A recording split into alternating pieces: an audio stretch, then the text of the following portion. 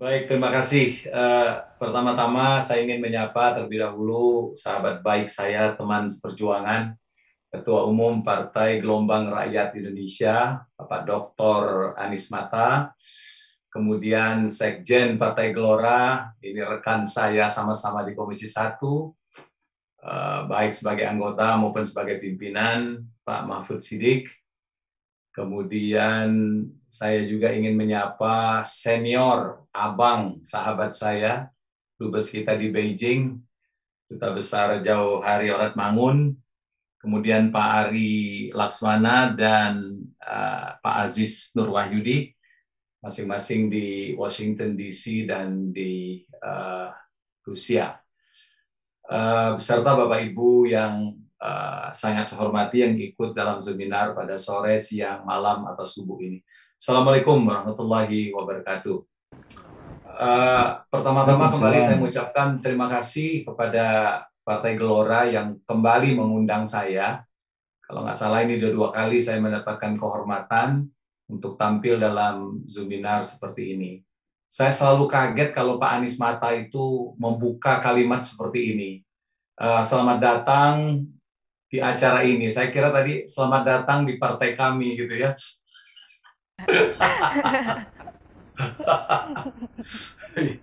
Syukurlah kalau hanya dibilang selamat datang di acara Zoom ini. Ya, senang hati saya. Ntar balik baru gabung. Kiranya tadi Bang Jauh, Pak Ketua akan bilang selamat bergabung di partai kami. Kalau udah balik gabung lah. Baik, tadi Pak Mahfud saya kirim dua ini ya materi, satu video dan juga satu bundle slide yang merupakan bahan apa namanya sharing saya dengan bapak-bapak dan ibu-ibu pada kesempatan ini. Saya tadi diminta Pak Mahfud, tepatnya kemarin, untuk bikin video sedikit mengenai suasana new normal atau normal baru yang sudah terjadi di Selandia Baru saat ini. Jika videonya ada, mungkin ya, itu bisa diputar terlebih dahulu jika ada. Baiklah Bapak dan Ibu yang kami hormati, saya menyimak dengan baik tadi paparan dari Dubes Jauh Hari. Banyak kesamaan antara apa yang dilakukan oleh pemerintah Tiongkok dengan pemerintah Selandia Baru. Ini mengapa? Karena Selandia Baru banyak mencontoh dari keberhasilan pemerintah Cina dalam merespon COVID-19 ini. Nanti saya akan cerita sedikit elaboratif mengenai strategi-strategi yang mereka lakukan. Terus terang kami di luar negeri sangat prihatin dan sedih melihat apa yang terjadi di tanah air saat ini. Kami hanya bisa berdoa bahwa pemerintah kita mendapatkan kekuatan dan didukung oleh seluruh rakyat agar kita segera dapat keluar dari krisis ini dan Indonesia kembali menjadi negara yang kuat dan rakyatnya kembali menjadi rakyat yang optimis dalam menatap masa depan sebagaimana harapan dari Partai Gelora. Mohon izin jika ada slide-nya, tolong dipasang.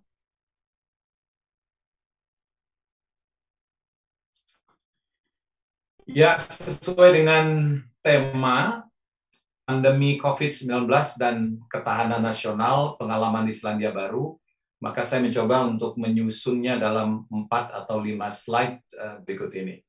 Berikut. Silakan.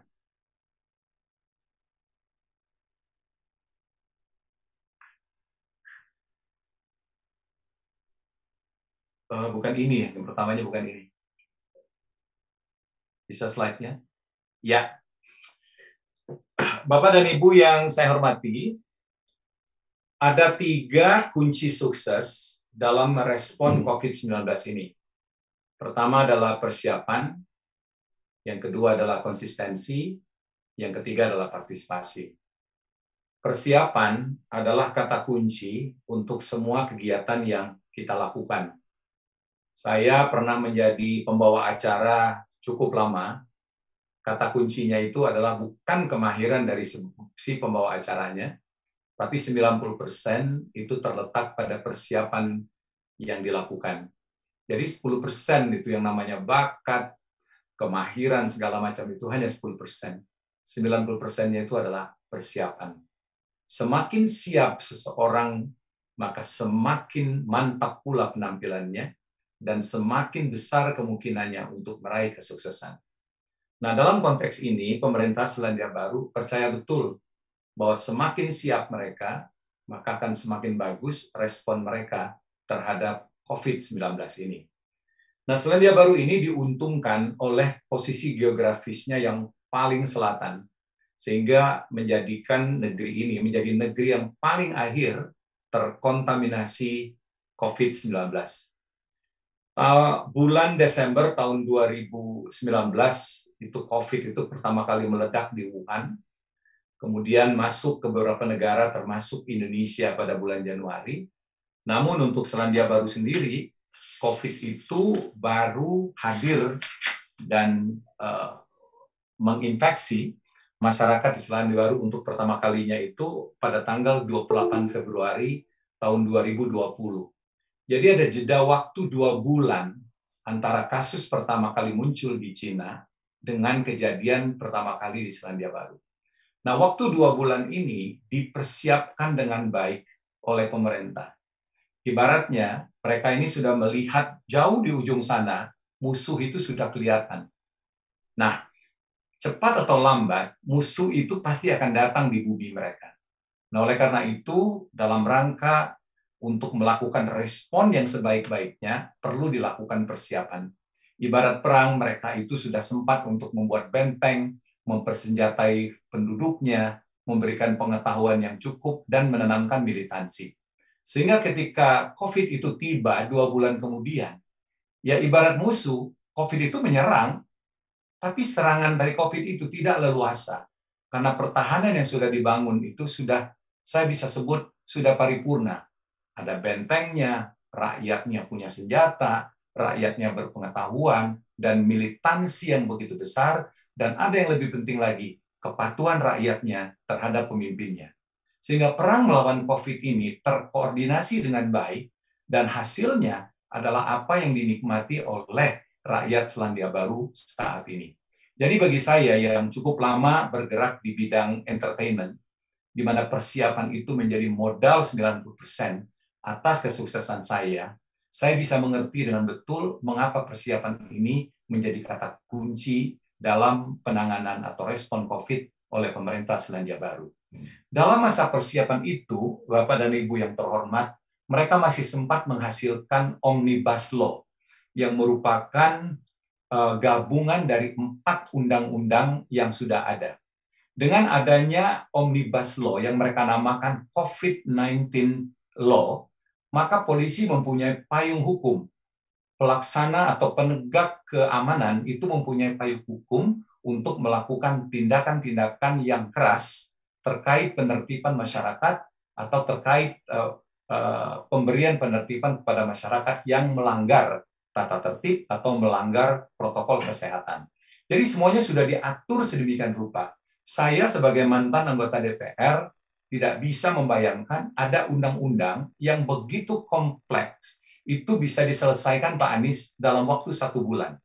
Jika tidak ada kerjasama yang baik antara pemerintah dan oposisi, rasanya mustahil. Rasanya mustahil undang-undang yang begitu kompleks bisa dihadirkan menjadi payung hukum dalam waktu hanya 1 bulan. Nah, yang kedua, Bapak dan Ibu yang terhormat, bisa kembali lagi ke slide tadi, adalah konsistensi.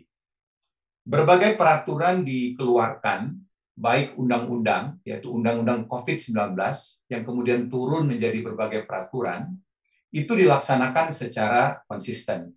Sekali itu diintroduce kepada masyarakat, sekali itu diberlakukan kepada masyarakat, maka peraturan, apalagi undang-undang, tidak pernah berubah. Sehingga masyarakat di sini mempunyai satu kepastian. Tidak perlu lagi mengingat undang-undang yang mana atau peraturan yang mana, karena semuanya serba cepat dan serba konsisten. Tidak ada perubahan hingga saat ini. Nah, yang ketiga adalah partisipasi. Pemerintah bisa saja siap, pemerintah bisa saja konsisten dalam melaksanakan peraturan perundang-undangan, namun jika tidak didukung oleh segenap unsur masyarakat, maka hasil yang akan didapatkan itu rasanya mustahil. Tadi saya berikan ilustrasi bagaimana sebuah undang-undang yang sangat kompleks bisa diselesaikan dalam waktu 1 bulan. Di sini kita lihat bahwa komponen masyarakat yang paling ekstrim sesungguhnya, yaitu oposisi, itu bisa bekerja sama dengan pemerintah. Nah, mungkin Bapak dan Ibu yang saya hormati masih ingat sekitar 1 bulan yang lalu saya pernah membuat satu video yang sedikit banyak sharing mengenai keberhasilan pemerintah Selandia Baru dalam merespon COVID ini. Jadi di Selandia Baru ini, Bapak dan Ibu sekalian, tidak semua masyarakatnya itu pro pemerintah. Jadi mereka yang tidak memilih pemerintah yang tidak memilih partai pemerintah waktu itu, saat ini masih dalam sikap yang tidak sepenuhnya mendukung. Terus ada oposisi di parlemen yang sangat kuat. Tapi ketika itu sudah terkait isu bersama, apalagi isu keselamatan, maka tidak satu pun unsur atau komponen di masyarakat di Selandia Baru ini yang berbeda sikap dengan pemerintah. Nah, yang berikut, Bapak dan Ibu yang kami hormati, ada 2 hal yang juga selain 3 hal utama tadi, ada 2 hal yang bersifat sub yang berkontribusi terhadap kesuksesan pemerintah negeri ini dalam merespon COVID. Pertama, bertindak cepat, dan kedua, bertindak pintar. Nah, bertindak cepat dan pintar ini sama-sama penting, terutama di dalam masa krisis ketika kita berada di dalam pandemi panjang seperti COVID saat ini. Apa yang saya maksud dengan bertindak cepat? Silakan lanjut. Bertindak cepat itu tadi sudah saya bahas waktu persiapan yang cukup, ya. Jadi Selandia Baru menangani kasus pertama COVID itu pada tanggal 28 Februari 2020 sejak kasus pertama di Wuhan bulan Desember 2029. Nah, merespon COVID yang sudah masuk ke negerinya, jauh sebelumnya mereka sudah menyiapkan berbagai peraturan. Nah, peraturan ini dibuat berdasarkan panduan dari WHO.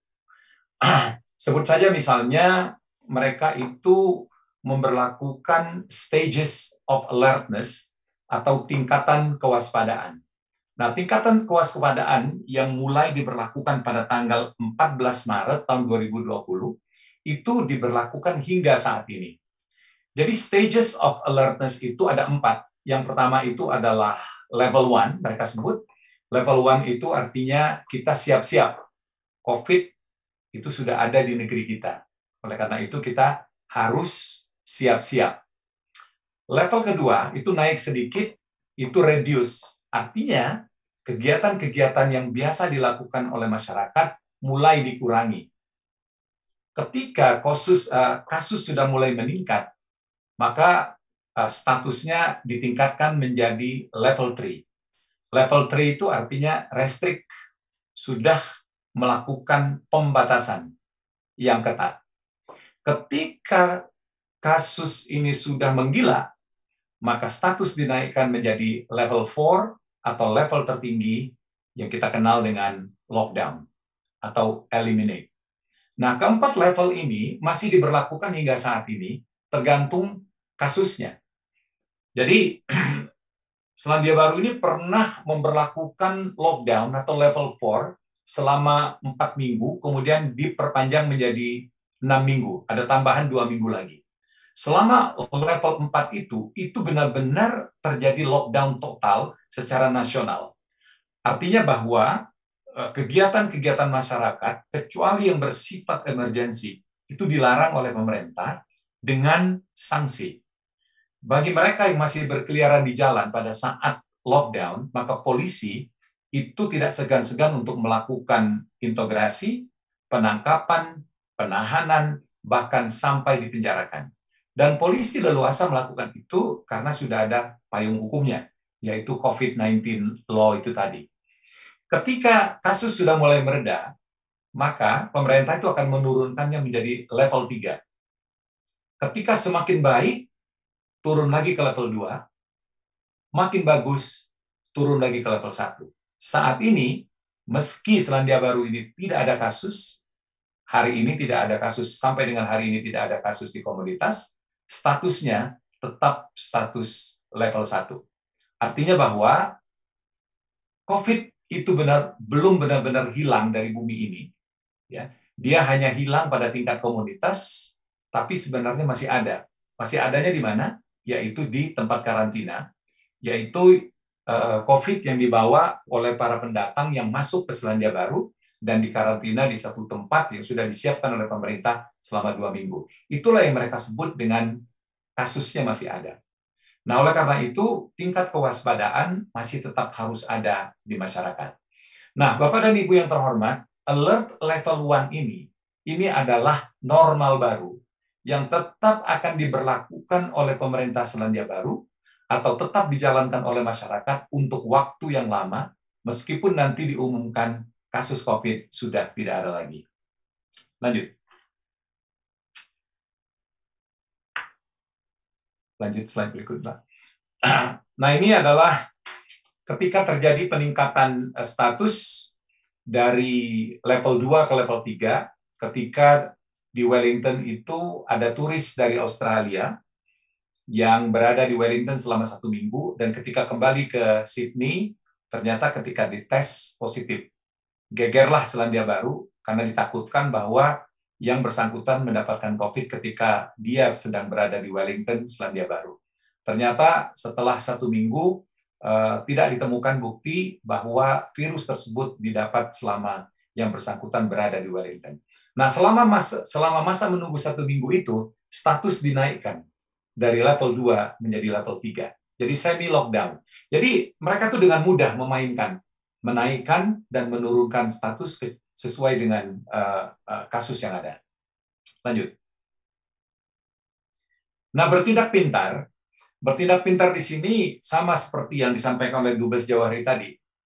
Jadi mereka, pemerintah dalam hal ini, selalu meminta pendapat dari epidemiologis dan para pakar terkait. Jadi berbagai kebijakan yang dibuat itu selalu berdasarkan pendapat dari para ahli, yaitu epidemiologis dan para pakar, baik pakar yang ada di industri maupun pakar yang berada di kampus. Kemudian melakukan komunikasi terpadu, kredibel, dan rutin. Perdana Menteri, kemudian Menteri Urusan COVID-19, dan 1 pejabat Kementerian Kesehatan ditunjuk untuk memberikan keterangan resmi mengenai pandemi secara berkala, bahkan pada saat puncaknya COVID, setiap hari jam 4 sore, mereka ini menyapa masyarakat, memberikan update mengenai COVID-19. Nah, yang menarik, di Selandia Baru ini, saya nggak tahu di Tiongkok, di Amerika, dan di Rusia seperti apa. Pemerintah sini meyakini betul bahwa COVID ini masih lama akan hilang. Masih lama.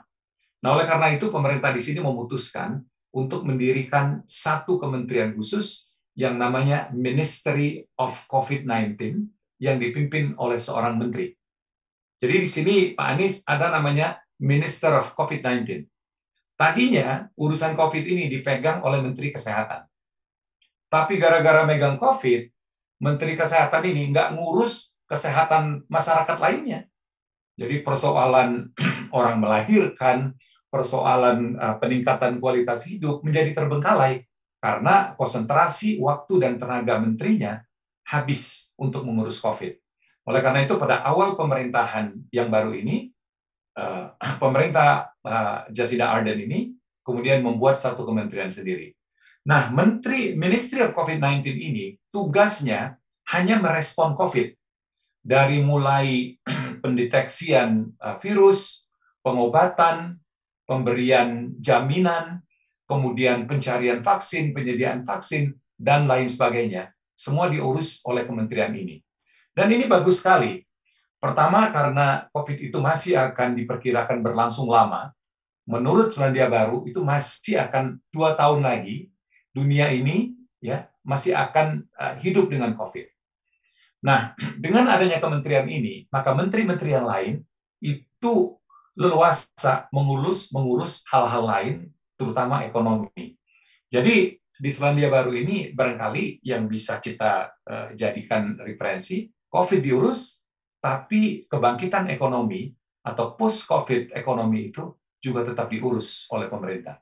Jadi semuanya berjalan secara selaras, secara paralel, dan masyarakat mendapatkan kepastian bahwa COVID ditangani dengan baik, tapi juga masyarakat mendapatkan kepastian bahwa pemerintah ini juga sedang memikirkan ekonomi Selandia Baru setelah COVID usai. Lanjut.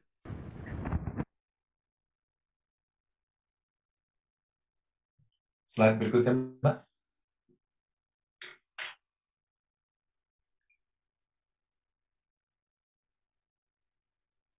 Nah, ini dia yang penting ini. Slide terakhir, ini adalah team of 5 million. Jadi pemerintah Selandia Baru pada awal terjadinya COVID itu langsung membuat satu tim yang namanya tim 5 juta orang. 5 juta orang itu adalah penduduk Selandia Baru. Artinya semua komponen masyarakat di sini, siapapun dia, bertanggung jawab terhadap lenyapnya COVID-19 di negeri ini. Nah, ternyata tim 5 juta orang ini membuat orang mempunyai sense of belonging, sense of responsibility yang besar.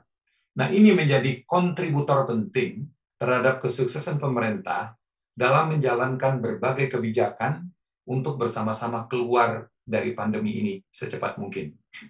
Ini kembali lagi ke yang saya jelaskan di awal, bagaimana partai oposisi ya, dengan mudah menyetujui rancangan undang-undang, menyetujui proposal anggaran terkait respon terhadap COVID, dan menyetujui berbagai program pemerintah untuk kesehatan masyarakat, terutama di dalam masa pandemi seperti ini. Nah, hal-hal yang saya sampaikan tadi tentu saja tidak bisa dilaksanakan di banyak negara, karena Selandia Baru ini mempunyai beberapa keuntungan. Yang sebagaimana yang saya sebut di awal tadi, negaranya kecil, penduduknya hanya 5 juta, terdidik, mempunyai kesadaran yang tinggi, mempunyai tabungan yang besar, sehingga mereka bisa membiayai rakyatnya pada waktu diadakan lockdown selama 1,5 bulan, kemudian lockdown yang dilakukan secara lokal ketika terjadi kasus, tetap bisa dibiayai oleh pemerintah.